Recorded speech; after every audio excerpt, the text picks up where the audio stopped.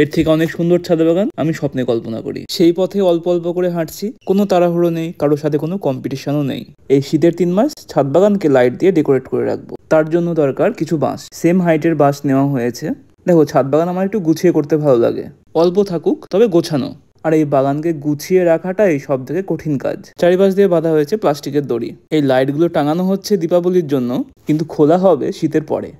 1 2 3। দেখো, বাগানের চেহারা পুরো বদলে গেছে। চলো এক নজরে দেখে নিই শীতের আগে ফোটা কিছু বাগান বিলাস। এটাই হচ্ছে সেই 2023-24 সালের ভাইরাল পিঙ্ক প্যাচ। অসাধারণ সুন্দর একটি ভ্যারাইটি। খুব সহজেই সুন্দর একটা শেপ দেওয়া যায়, তবে চারা অবস্থায় কিছুটা সেন্সিটিভ।